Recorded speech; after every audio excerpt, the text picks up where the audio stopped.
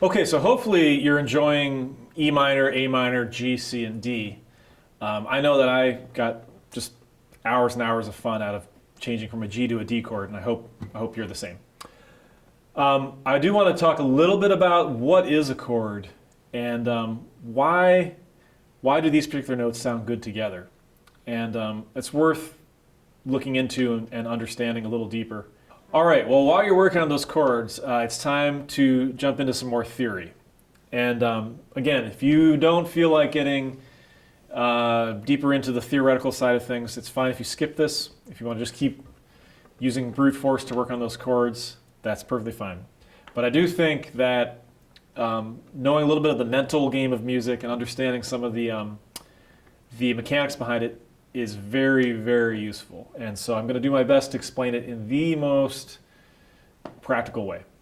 You might need to go back and review the musical alphabet. If you're at all unclear about the musical alphabet, go back and look at that. We have 12 notes. They've all got names. There's a system for naming them. And we're going to look into, we're going to start there. Now, 12 notes are what we're working with, but in any piece of music, we're usually working with a only selected set of those 12 notes. And the magic number, again, is 7. So what you're going to do when you're playing any piece of music is you're usually picking 7 notes to kind of focus on and use as the building blocks for a piece of music. The best way to understand this is to understand the major scale. And the major scale is sort of the system that almost all of our popular music is based on. So if you understand the major scale, it's incredibly helpful for understanding chords and for understanding other scales and chord progressions and songs and all kinds of things. So let's go back to our E string.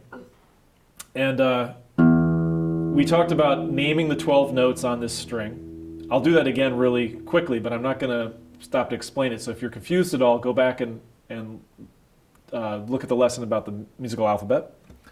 E, F, F sharp, G, G sharp, A sharp, B, C, C sharp, D, D sharp, E. And again, all those sharp notes could also be called flat notes.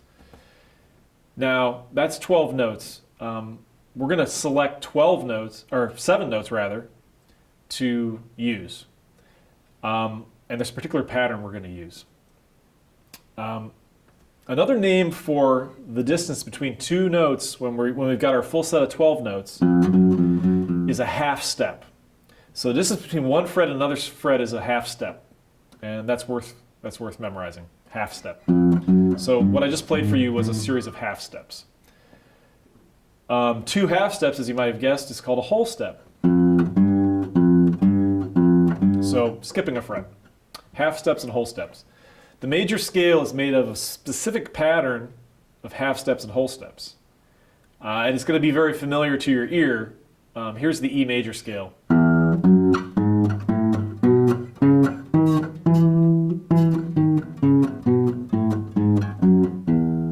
Just good old do, re, mi, fa, sol, la, ti, do. Good old major scale. We all know it. We've been hearing it since you were a little baby.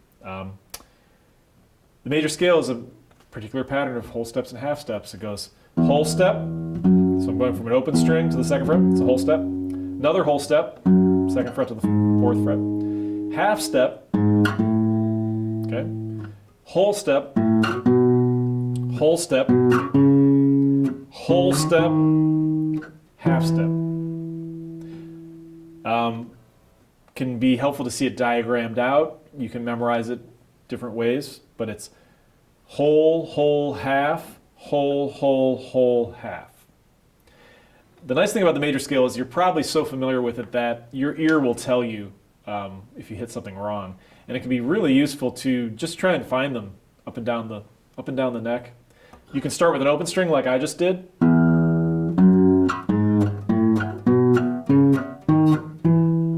You could start with any note you like. If I consider this the first note, then I go whole step, half step, whole step, whole step, whole step. And like I said, your ear is going to tell you if you... That doesn't sound right. Your ear is going to tell you if you're playing the right notes. Spend some time with that. The major scale, like I said, is really, really critical in terms of understanding music. Okay, so we're going to tread into deeper waters now and go back to our E major scale.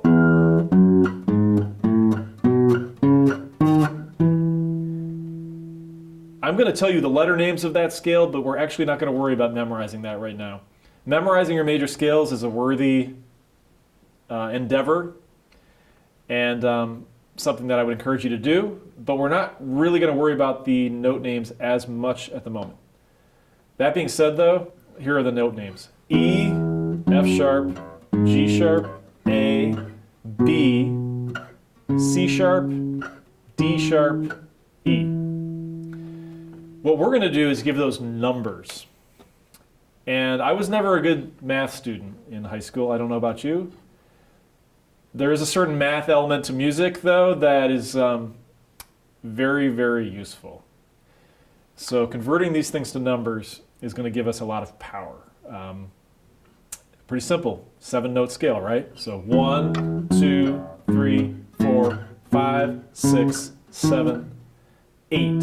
You can also call this 8th note 1 because we're starting the pattern again. 1, 2, 3, 4, 5, 6, 7, 8. Okay, what you need to know, the short version of what you need to know, is that different combinations of those notes from the major scale have different functions. And it's almost like they're planets with their own gravity or molecules with their own atomic bonds, if you remember your chemistry. That can be a really good way to kind of visualize it.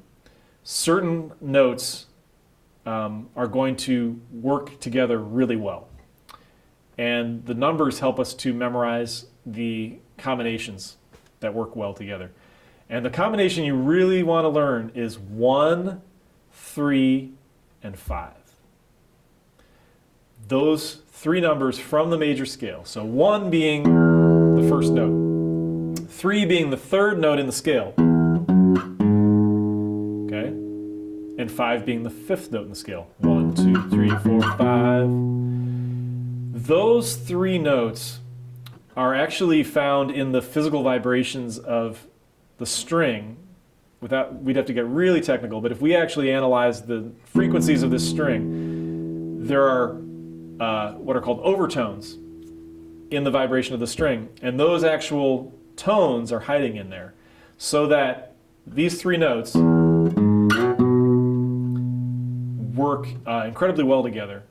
And believe it or not, that's actually what you're doing when you play major chords.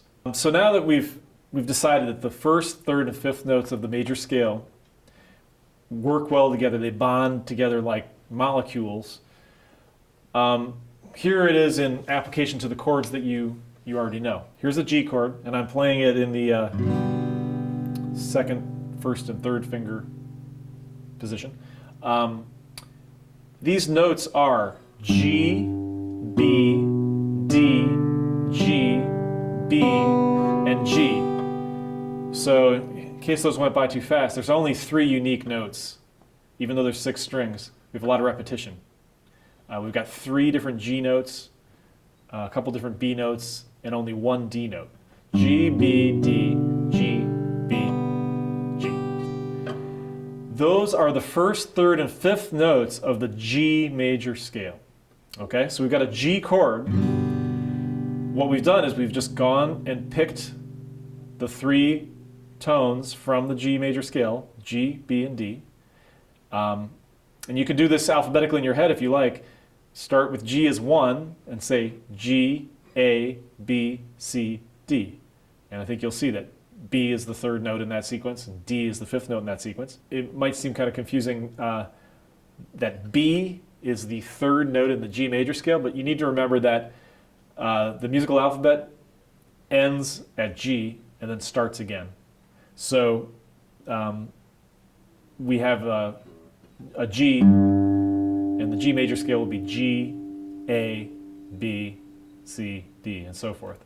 So B is the third note in the G major scale. G, B, D, which is the fifth note, G, B, G. What happens when you have repetitions is they just kind of fill out the chord. So we've got 3 Gs. We don't necessarily need them all. It just makes it sound nice and full. And those 2 Bs, the same thing. If we took away the D or any of the other notes, we wouldn't have a chord. So if we just had Gs and Bs, we really wouldn't have what's considered a complete chord. Okay? Your C chord is the same way, and I won't spend quite as much time on it, but the 3 notes from the C major scale are C is the first note, E is the third note, G is the fifth note. And this is simply a combination of C's, E's, and G's. We have C, E, G, C, and E. And here's your D chord. The 3 notes from the D chord are D, F sharp, and A. And this D chord has D, which is the first note, A, which is the fifth note, another D, and then an F sharp, which is the third note.